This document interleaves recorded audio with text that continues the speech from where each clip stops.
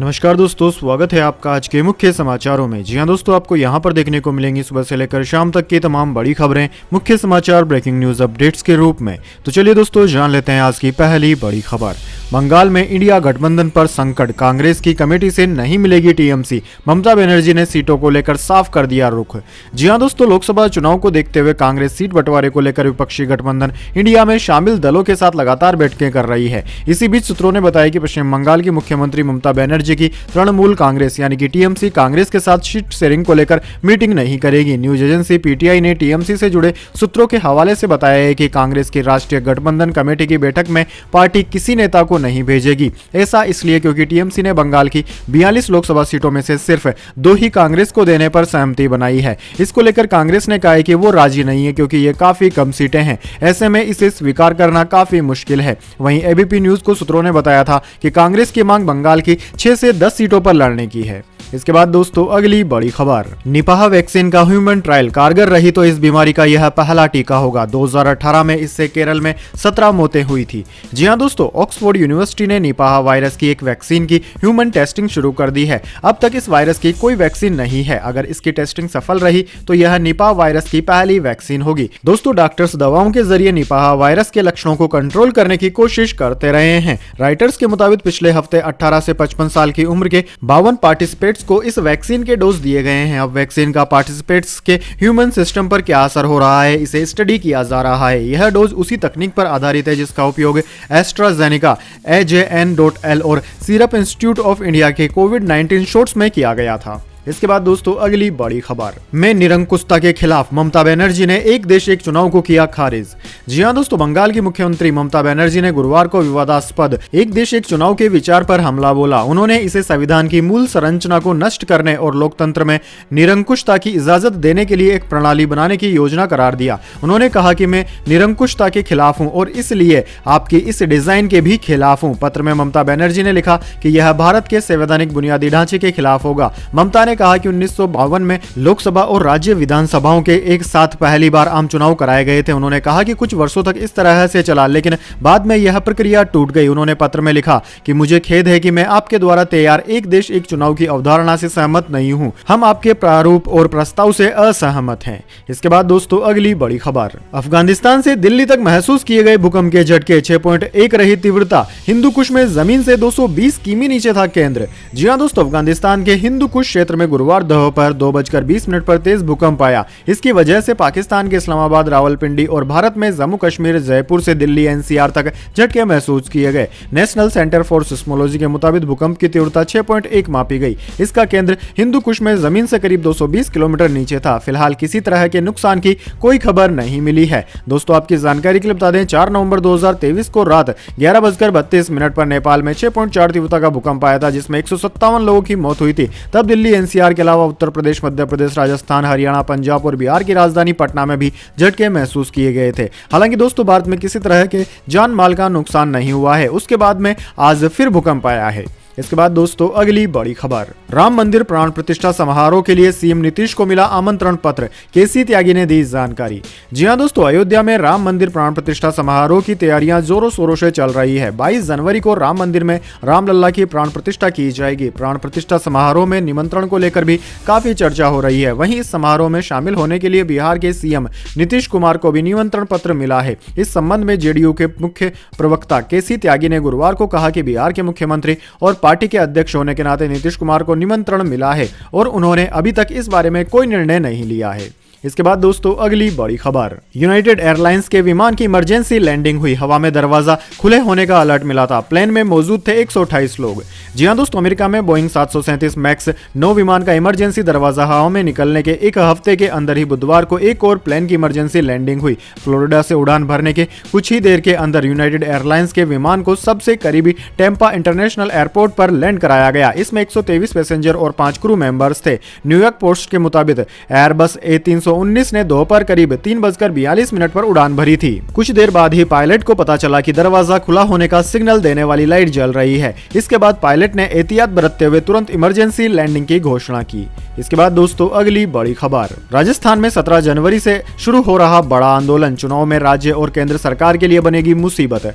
जी हां दोस्तों, राजस्थान में एक बार फिर आरक्षण के मुद्दे पर बड़े आंदोलन की तैयारी की जा रही है। राजस्थान के भरतपुर और धौलपुर जिले के जाट समाज का ओबीसी आरक्षण को 10 साल पहले केंद्र में आई बीजेपी सरकार ने समाप्त कर दिया था। हालांकि साल 2017 में जब राजस्थान में वसुंधरा राज्य सरकार ने जाटों को ओबीसी आरक्षण दिया था तो लगा था कि केंद्र भी अब इसी सहारे आरक्षण को लागू कर दिया जाएगा, लेकिन ऐसा नहीं हुआ। ऐसे में एक बार फिर भरतपुर और धौलपुर जिले के जाट ओबीसी आरक्षण को वापस पाने के लिए आंदोलन की तैयारी कर रहे हैं। अब इसके लिए चक्का जाम की तैयारी भी की जा रही है। इसके बाद दोस्तों अगली बड़ी खबर, राजनाथ सिंह बोले गलवान झड़प के बाद चीन का नजरिया बदला, कहा अब भारत कमजोर देश नहीं, कोई भी हमें आंख दिखाकर नहीं जा सकता।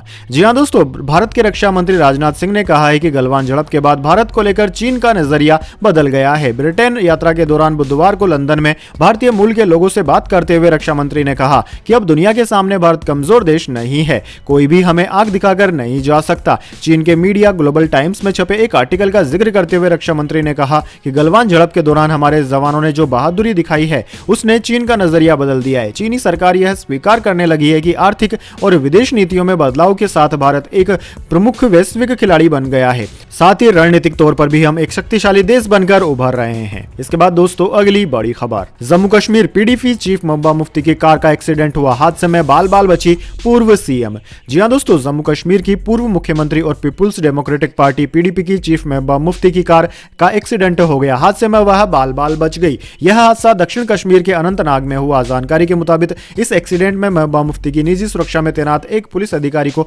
मामूली चोट आई है। पीडीपी मीडिया सेल ने इसकी जानकारी दी। पूर्व सीएम अनंतनाग के बोट कॉलोनी के आगजनी पीड़ितों से मिलने जा रही थी, तभी यह हादसा हो गया। जिस गाड़ी में महबूबा मुफ्ती सफर कर रही थी वो बुरी तरह से डैमेज हो गई। हादसे के बाद महबूबा मुफ्ती ने सोशल मीडिया पर उसके लिए प्रार्थना और दुआ करने वालों का शुक्रिया अदा किया। इसके बाद दोस्तों अगली बड़ी खबर, साफ सफाई की आदत इंदौर वासियों की सोच में शामिल, स्वच्छता में सत्ता लगाने पर बोले सीएम मोहन यादव। जी हां दोस्तों, मध्य प्रदेश के मुख्यमंत्री डॉक्टर मोहन यादव ने राष्ट्रीय स्वच्छता सर्वेक्षण में इंदौर के लगातार 7वीं बार अव्वल रहने पर प्रसन्नता जताते हुए गुरुवार को कहा कि यह उपलब्धि साबित करती है कि साफ सफाई की आदत शहरवासियों की सोच में शामिल हो गई है। वेस्ट टू वेल्थ की थीम पर केंद्रित 2023 के स्वच्छता सर्वेक्षण में अलग अलग श्रेणियों में देश के 4400 से ज्यादा शहरों के बीच कड़ी टक्कर थी। राष्ट्रपति द्रौपदी मुर्मू की मौजूदगी में दिल्ली में आयोजित समारोह में इंदौर को सूरत के साथ देश का सबसे स्वच्छ शहर घोषित किया गया। मुख्यमंत्री यादव ने इस समारोह में राष्ट्रपति के हाथों इंदौर का पुरस्कार प्राप्त किया। इस मौके पर राज्य के नगरीय प्रशासन मंत्री कैलाश विजयवर्गीय, इंदौर के महापौर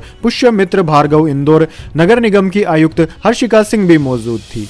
इसके बाद दोस्तों अगली बड़ी खबर, पंकज त्रिपाठी का इलेक्शन कमीशन के नेशनल आइकन पद से इस्तीफा। चुनाव आयोग बोला अपनी इच्छा से रिजाइन किया, साल 2022 में नियुक्त हुए थे। जी हां दोस्तों, एक्टर पंकज त्रिपाठी ने चुनाव आयोग के नेशनल आइकन के पद से इस्तीफा दे दिया है। चुनाव आयोग ने कहा कि एक्टर ने अपनी रजामंदी से यह पद छोड़ा है। दरअसल दोस्तों, चुनाव आयोग लोगों को मतदान के लिए जागरूक करने के लिए सिनेमा के मशहूर सेलिब्रिटीज को नेशनल आइकन या ब्रांड एम्बेसडर के तौर पर अपॉइंट करती है। ऐसे में पंकज त्रिपाठी को अक्टूबर 2022 में नेशनल आइकन के रूप में चुना गया था। इलेक्शन कमीशन ने सोशल मीडिया प्लेटफॉर्म एक्स पर इसकी जानकारी दी। उन्होंने कहा कि एक अपकमिंग फिल्म में एक राजनीतिक नेता के रूप में अपनी भूमिका को स्वीकार करते हुए एक्टर पंकज त्रिपाठी ने MOU यानी कि औपचारिक समझौता की शर्तों के मुताबिक अपनी इच्छा से ECI के नेशनल आइकन का पद छोड़ दिया है। इसके बाद दोस्तों अगली बड़ी खबर, कर्नाटक में इंटर रिलीजन कपल के साथ मारपीट, 6 लोगों ने होटल के कमरे में घुसकर लात घूसों से मारा, वीडियो भी बनाया। जी हां दोस्तों, कर्नाटक में एक होटल में जबरदस्ती घुसकर 6 लोगों ने कपल के साथ मारपीट की। कपल का कसूर सिर्फ इतना था कि ये दोनों अलग अलग धर्म से थे। आरोपियों ने लात घूसे मारते हुए खुद ही वीडियो बनाया जो अब वायरल हो गया है। पुलिस ने बताया कि हावेरी जिले की यह घटना 7 जनवरी की है। पीड़ित कपल ने हनागल थाने में शिकायत दर्ज कराई है। सभी 6 आरोपी अल्पसंख्यक समुदाय से हैं। इनमें से 2 लोगों को गिरफ्तार कर लिया गया है और बाकी आरोपियों की तलाश जारी है। इसके बाद दोस्तों जाने अगली बड़ी खबर, लेकिन उससे पहले मेरी आपसे एक छोटी सी रिक्वेस्ट है, अगर दोस्तों आपको अभी तक हमारी न्यूज पसंद आई है तो इसे एक छोटा सा लाइक जरूर दे दीजिए, और अगर आपको पसंद नहीं आई है तो बेशक आप डिसलाइक भी कर सकते हैं, लेकिन दोस्तों लाइक और डिसलाइक जरूर कीजिए, क्योंकि दोस्तों यही हमारी मेहनत का फल होता है और इसी से हमें पता चलता है कि आपको हमारी वीडियोस पसंद आ रही है या नहीं। तो चलिए दोस्तों जान लेते हैं आज की अगली बड़ी खबर। पोली कैब का शेयर 20% टूटा, सेंसेक्स 63 अंक बढ़कर 71,721 पर बंद। निफ्टी भी 28 अंक की तेजी के साथ बंद हुआ। जी हां दोस्तों, शेयर बाजार में गुरुवार यानी कि 11 जनवरी को मामूली तेजी देखने को मिली। सेंसेक्स 63 अंकों की तेजी के साथ 71,721 के स्तर पर बंद हुआ। वहीं निफ्टी में भी 28 अंकों की बढ़त रही है, 21,647 के स्तर पर बंद हुआ। वहीं दोस्तों, सेंसेक्स के 30 शेयरों में से 16 में गिरावट और 14 में तेजी देखने को मिली। वहीं auto, oil and gas index में 1% की बढ़त देखने को मिली। इसके अलावा एनर्जी, ऑटो और इंफ्रा शेयर में भी तेजी रही, जबकि आईटी, एमएफसीजी और मेटल शेयर पर दबाव रहा। वहीं दोस्तों, बात करें निफ्टी 50 के टॉप गेनर और टॉप लूजर स्टॉक्स की, तो दोस्तों निफ्टी 50 के टॉप गेनर्स में आज हीरो मोटोको, बजाज ऑटो और रिलायंस रहे, जबकि निफ्टी 50 के टॉप लूजर्स में हिंदुस्तान यूनिलीवर, डॉक्टर रेड्डीज और एसबीआई लाइफ रहे। इसके बाद दोस्तों, अगली बड़ी खबर। ज्योति सीएनसी आईपीओ। ज्योति सीएनसी ऑटोमेशन के आईपीओ को मिला जोरदार रेस्पॉन्स, 38.43 गुना हुआ सब्सक्राइब। 16 जनवरी को लिस्टिंग संभव। जी हां दोस्तों, साल 2024 में आईपीओ बाजार में दस्तक देने वाली कंपनी ज्योति सीएनसी ऑटोमेशन के आईपीओ को निवेशकों का शानदार रेस्पॉन्स मिला है। सभी कैटेगरी के निवेशकों की ओर से मिले जोरदार समर्थन की बदौलत आईपीओ आवेदन करने के आखिरी दिन 38.43 गुना ओवर सब्सक्राइब होकर क्लोज हुआ। बीएससी के डेटा के मुताबिक ज्योति सीएनसी ऑटोमेशन के 1000 करोड़ रुपए का आईपीओ 38 गुना से ज्यादा सब्सक्राइब हुआ। कंपनी ने आईपीओ में 1,75,39,681 शेयर्स पेश किए थे और कुल 67,58,008,200 शेयर्स सब्सक्राइब हुए हैं। इसके बाद दोस्तों, अगली बड़ी खबर। सोनिया खड़गे राम मंदिर उद्घाटन में नहीं जाएंगे, इसे भाजपा आरएसएस का पॉलिटिकल इवेंट बताया। अनुराग ने कहा, चुनाव में जनता कांग्रेस का बायकॉट करेगी। जी हां दोस्तों, अयोध्या में 22 जनवरी को होने वाले रामलला के प्राण प्रतिष्ठा कार्यक्रम में जाने से कांग्रेस ने इनकार कर दिया है। सोनिया गांधी, मल्लिकार्जुन खड़गे, अधीर रंजन समेत सभी कांग्रेस नेता इस कार्यक्रम में शामिल नहीं होंगे। कांग्रेस ने कहा कि यह कार्यक्रम भाजपा ने राजनीतिक लाभ के लिए आयोजित किया है। इसके बाद दोस्तों, अगली बड़ी खबर। समुद्र पर बना देश का सबसे लंबा पुल, पीएम मोदी आज करेंगे उद्घाटन। जी हां दोस्तों, सी लिंक की बात होते ही दिमाग में सबसे पहले बांद्रा वर्ली सी लिंक की तस्वीर उभर कर आती है, लेकिन मुंबई में ही बनकर तैयार हो चुके मुंबई ट्रांस हार्बर लिंक यानी कि अटल बिहारी वाजपेयी शिवड़ी न्यूवाह सेवा अटल सेतु से अब यह तस्वीर बदलने वाली है। दरअसल दोस्तों, मुंबई को नवी मुंबई से जोड़ने वाला यह समुद्र पर बना देश का सबसे बड़ा पुल है। इसके जरिए लोग घंटों का समय मिनटों में तय कर सकेंगे, वह भी सुंदर नजारों का आनंद लेते हुए। मुंबई में शिवड़ी से नवी मुंबई के शिरले तक बना पुल 22 किलोमीटर लंबा है। 12 जनवरी को प्रधानमंत्री नरेंद्र मोदी इस पुल का उद्घाटन करेंगे। इसके बाद यह आम जनता के लिए खुल जाएगा। इसके बाद दोस्तों, अगली बड़ी खबर। महाराष्ट्र में आरटीओ ने 60 वाहनों पर की कार्यवाही, नकली चेचिस नंबर के साथ चलाते थे वाहन। अरुणाचल प्रदेश में भी इनके फर्जी रिकॉर्ड की आशंका। जी हां दोस्तों, महाराष्ट्र के ट्रांसपोर्ट अधिकारी ने अरुणाचल प्रदेश के 60 वाहनों पर नकली इंजन और चेचिस नंबर का पता लगाया है। इन गाड़ियों में ज्यादातर बस और ट्रक हैं, सभी को जब्त कर लिया गया है। वसई आरटीओ ने बताया कि पिछले 3 साल के रजिस्टर्ड वाहनों का रिकॉर्ड चेक कर यह पता चला है। आरटीओ ऑफिस ने आगे कहा कि इन गाड़ियों को महाराष्ट्र लाने से पहले अरुणाचल प्रदेश में फर्जी दस्तावेजों के साथ रजिस्टर किया गया होगा। गाड़ियों के इंजन और चेचिस नंबर उनके मैन्युफैक्चरर्स के रिकॉर्ड से नहीं मैच कर रहे हैं। दरअसल दोस्तों, पुलिस ने इसी मामले में पिछले महीने एक मामला दर्ज किया था और आरटीओ से 34 बसों और 26 ट्रकों को ट्रैक करने के लिए कहा था। इसके बाद दोस्तों, अगली बड़ी खबर। सेना प्रमुख बोले, जम्मू कश्मीर में घुसपैठ की कोशिशें जारी, रोकने के लिए भारी संख्या में जवान तैनात, सीमा पर ड्रोन से सामान भेजने की तैयारी। जी हां दोस्तों, सेना प्रमुख जनरल मनोज पांडे ने दिल्ली में गुरुवार को कहा कि देश की उत्तरी सीमा पर स्थिति संवेदनशील बनी हुई है। जम्मू कश्मीर से घुसपैठ की कोशिशें जारी है, इसलिए उत्तरी सीमा पर सेना के जवान की भारी संख्या में मौजूदगी है। हालांकि सेना किसी भी स्थिति से निपटने के लिए तैयार है। जनरल पांडे ने कहा कि 2024 में आर्मी में मॉडर्नाइजेशन किया जाएगा। हम नई टेक्नोलॉजी को अपनाते रहते हैं, लेकिन इस साल इस मामले में और आगे बढ़ेंगे। सेना में आर्टिलरी यूनिट और इलेक्ट्रॉनिक इंटेलिजेंस सिस्टम को बेहतर बनाया जा रहा है। हम पशुओं से होने वाले ट्रांसपोर्ट को ड्रोन से करने पर विचार कर रहे हैं। इसका प्रपोजल सरकार को भेजा गया है। दरअसल दोस्तों, भारत की सीमाओं की चुनौतीपूर्ण जगहों पर जवानों तक सामान पहुंचाने के लिए सेना एनिमल ट्रांसपोर्ट पर निर्भर है। जनरल पांडे ने कहा कि हम इसकी बजाय ड्रोन का इस्तेमाल करेंगे। इससे 2027 तक 1 लाख वर्क फोर्स में कमी आएगी। इसके बाद दोस्तों, अगली बड़ी खबर। ब्रजभूषण को दिल्ली कोर्ट से नहीं मिली क्लीन चिट, हरियाणा की नाबालिग पहलवान का यौन शोषण केस, जज ने स्पष्टीकरण की जरूरत बताई। जी हां दोस्तों, हरियाणा की नाबालिग रेसलर से यौन शोषण के केस में भारतीय कुश्ती संघ WFI के पूर्व अध्यक्ष एवं बीजेपी सांसद ब्रजभूषण को कोर्ट से क्लीन चिट नहीं मिली है। गुरुवार को इस मामले में दिल्ली की पटियाला हाउस कोर्ट में सुनवाई हुई, जिसमें नाबालिग पहलवान के शिकायत वापस लेने के बाद दिल्ली पुलिस की क्लोजर रिपोर्ट पर सुनवाई हुई। सुनवाई के दौरान कोर्ट ने कहा कि इस केस में अभी कुछ और स्पष्टीकरण की जरूरत है, जिसके बाद केस की सुनवाई 2 मार्च के लिए तय कर दी गई है। कोर्ट अब इसी दिन पुलिस की क्लोजर रिपोर्ट पर फैसला करेगी। तब तक ब्रजभूषण को इस केस में यौन शोषण के आरोपों से छुटकारा मिलने का इंतजार रहेगा। वहीं दोस्तों दिल्ली पुलिस ने 15 जून 2023 को इस केस की क्लोजर रिपोर्ट दाखिल की थी, जिसमें उन्होंने कहा कि नाबालिग रेसलर केस को खत्म करना चाहती है। नाबालिग पहलवान और उसके पिता ने केस दर्ज करवाने के बाद बयान बदलते हुए कहा था कि उनके साथ यौन शोषण जैसी कोई घटना नहीं हुई, बल्कि ट्रायल में भेदभाव हुआ। एडिशनल सेशन जज छवि कपूर की कोर्ट में इस मामले की सुनवाई हुई। इसके बाद दोस्तों अगली बड़ी खबर, गुजरात उत्तराखंड के बाद असम में लागू होगा यह बड़ा कानून, सीएम हिमंत बिस्व शर्मा का बड़ा दावा। जी हां दोस्तों, असम के मुख्यमंत्री हिमंत बिस्व शर्मा ने कहा है कि राज्य में जल्द ही यूनिफॉर्म सिविल कोड यानी कि यूसीसी को लागू कर दिया जाएगा। सीएम शर्मा ने कहा कि हम उत्तराखंड और गुजरात के समान यूसीसी लाएंगे। असम की समान नागरिक संहिता में कुछ ज्यादा नियम होंगे, साथ ही उन राज्यों के यूसीसी बिलों के हिसाब से भी राज्य में समान नागरिक संहिता लाएंगे। मैं उत्तराखंड के यूसीसी बिल को देखने का इंतजार कर रहा हूं। असम में आदिवासी समुदाय को यूसीसी के दायरे से छूट दी जाएगी। इससे पहले हिमंत बिस्व शर्मा ने राज्य भाजपा कार्यकारिणी बैठक को संबोधित किया, जिसमें उन्होंने कहा कि हमें उस दिन का इंतजार है जब उत्तराखंड और गुजरात के बाद असम ऐसा राज्य बनेगा जो समान नागरिक संहिता को लागू करेगा। इसके बाद दोस्तों अगली बड़ी खबर, राम मंदिर प्राण प्रतिष्ठा समारोह में नहीं पहुंचेंगे चारों शंकराचार्य। जी हां दोस्तों, अयोध्या में 5 सदी बाद राम जन्मभूमि पर श्री राम लल्ला मंदिर की पुनर्स्थापना समारोह में चारों शंकराचार्य शामिल नहीं होंगे। हालांकि वैष्णव धर्म गुरुओं और संत महंतों ने इस समारोह को सर्वथा उचित बताया है। 4 में से 2 शंकराचार्य पूर्वाग्नमा जगन्नाथपुरी के गोवर्धन पीठ के जगत गुरु शंकराचार्य स्वामी निष्कलानंद सरस्वती और उत्तरामन्नाय ज्योतिष पीठ के शंकराचार्य स्वामी अविमुक्तेश्वर सरस्वती ने तो 2 टूक कह दिया है कि वो इस प्राण प्रतिष्ठा समारोह में शामिल होने के लिए अयोध्या नहीं जाएंगे। स्वामी निष्कलानंद सरस्वती ने तो यह भी कहा है कि धर्मनिरपेक्ष राष्ट्र के प्रधानमंत्री गर्भगृह में जाकर देव विग्रह में प्राण प्रतिष्ठा का उपक्रम करेंगे। यह शास्त्रोचित विधि नहीं है। जहां शास्त्रीय विधि का पालन नहीं हो रहा है वहां हमारा रहने का कोई औचित्य नहीं है, क्योंकि शास्त्र कहते हैं कि विधि पूर्वक प्राण प्रतिष्ठा न हो तो उस प्रतिमा में देव विग्रह की बजाय भूत प्रेत पिशाच बेताल आदि हावी हो जाते हैं। उसकी पूजा का भी अशुभ फल होता है, क्योंकि वो सशक्त हो जाते हैं। ऐसे शास्त्र विरुद्ध समारोह में हम